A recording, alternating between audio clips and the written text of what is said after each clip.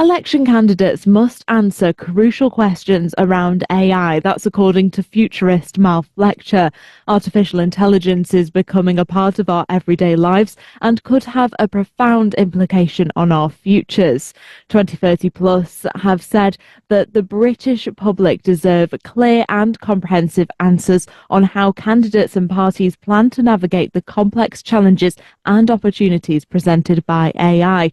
And to talk about this in more detail, I'm joined by Mal Fletcher, founder of 2030 Plus Futures Forum. Thank you so much, Mal, for joining me today. It's great to see you, Amy. It's a pleasure. Why do you think it's so important for AI to be discussed ahead of the election? Well, the world is grappling right now, Amy, with some absolutely rapid advancements and surprisingly rapid advancements in AI. Every week right now, we hear about new, more powerful AI models, and soon AI is going to be part of almost everything we do.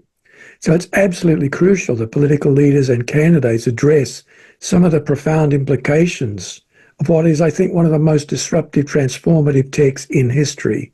Now, some parties in this election are folding AI into the fine print of their policies about healthcare and the environment, for example. But when it comes to actually regulating AI, which is hugely important, we hear very little, if anything, at all. And we can't leave that to big tech companies because they're driven by profit motives and market share. And we can't leave it to AI itself to set the regulation, because recent studies showed, and it shouldn't be a surprise, that AI does and can tell lies. It's not surprising because machine intelligence learns watching us and reading our material. So our flaws and mistakes and biases are passed on to the machine. So it is vital that governments and candidates step up to the plate, take responsibility, and talk to us about how they can set limits for AI. What are some of the threats we face from AI in the coming years? Well, there are many opportunities, but one of the threats is the challenge to the electoral process itself. So we need to be asking politicians, how will you address the risks posed by AI in elections? How will you ensure that if AI is used anywhere along the line, say in the tallying of votes, for example, it's utilised in transparent ways so that we don't see huge numbers of fake votes or AI that reports inaccurate results? That's going to be hugely important over the next few years because more and more governments around the world are going to be incorporating e-voting into their system. And it's easy to see how AI could skew the results. Another one is the signing of ethics treaties. Without strong ethical standards, laws aren't strong enough to protect us from rapidly advancing AI. So we need to be having debates, not with just politicians and techies, but with engineers, physicists, biologists, artists, medicos, even philosophers and theologians, who all have something helpful to say on the human condition and how tech might be able to serve the common good. So we need to make sure that we have strong ethics behind our strong regulations. How do you think we can regulate the emergence of AI, though, with our politicians? Well, we regulate, as I say, by first of all talking through the ethics. That's the first stage. Regulation without ethics is very weak and not particularly robust in facing rapid change. And AI is an area of rapid change. I'll give you another example of an area where that has to happen in the area of environmental concerns. We need to be asking, we need to be setting regulations and talking through the ethics of how we minimize AI's impact on the environment. Because maintaining huge data farms, when we talk about the cloud, it's basically buildings full of computers that require constant cooling and security. That all takes mountains of chips and batteries. It takes a lot of electricity to power it. Running supercomputers requires that we mine entire mountains of precious minerals, often in very poor countries.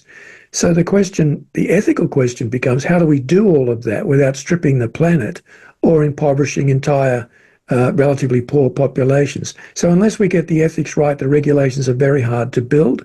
And then we need to have the courage to actually say thus far and no further with this particular technology. So, say once we get everything all under control and we have regulated AI, how can it benefit our society? Well, there's so many examples of that, Amy. I mean, we could talk for hours on it. AI can be a great help in education. It can help us with more immersive learning experiences. Imagine learning a language in a totally immersive environment built by AI combined with virtual reality. That would be a great bonus. We'd learn languages much more quickly. Imagine studying history by seeing it unfold around you in real time in a virtual environment. AI can help us do that in a way that's not possible yet. In medicine, AI is already diagnosing certain forms of cancer more accurately than human doctors. It's not to say that AI will replace doctors. Medicine is one example of where we need humans in the loop, well, no matter how sophisticated the technology. But AI is going to feature more and more in things like robotic surgeries, remote surgeries. It will allow doctors to personalize treatment plans. So if you go to the doctor, the AI would have given him or her a detailed analysis of your lifestyle factors, your health history, and this will enable a more personalized treatment plan going forward. So we need to be asking again, politicians, what's your budget for this sort of thing? How are you going to accommodate all of those benefits into AI? Yeah, can you talk to us a little bit more about that? How would you like our incoming government to approach this issue and to get the best out of AI for our society? Well, as I mentioned a moment ago, Amy, the first thing is to start talking to a wide variety of experts, professionals in different fields. Until now, what we've had is technicians talking to politicians, and that's as far as it goes. But we need to broaden it because this isn't just about technology. This is about humanity. We're talking here about a technology that could impinge upon our humanity and change our definition of what it is to be human, especially as we start inviting technology into our bodies through implants and so on, AI-driven implants. So we need to be able to have those big picture philosophical discussions and then get down to the practicalities after that. And one area where this is so important, by the way, is given the wars we're facing in the Middle East and Ukraine today, is the development of what we call lethal autonomous weapon systems, AI-powered robot fighters, for example, or fully autonomous killer drones. Many of your listeners will know that some of our military drones today are semi-autonomous. They can adjust their flight path or altitude according to local weather patterns. What they can't do, though, is decide whom they're actually going to target. Those decisions are made by remote human beings. Terrible job to have, really, but it's a human that does that. Advanced AI, though, could enable machines to make kill decisions without our involvement. And already there are major governments, including the UK government, and some smaller ones, that are doing research into fully autonomous weapons of that kind. I think we need to be sure that we address that issue before we go too much further. Otherwise, we'll end up with a new arms race driven by unpredictable AI, and that might present a totally new form of what we call mutually assured destruction. So we need politicians to bring people together who are experts in their field to talk about where we should draw the line. Well, thank you so much, Mal, for talking to me today. It's been a pleasure. Thank you, Amy. It's great to be here.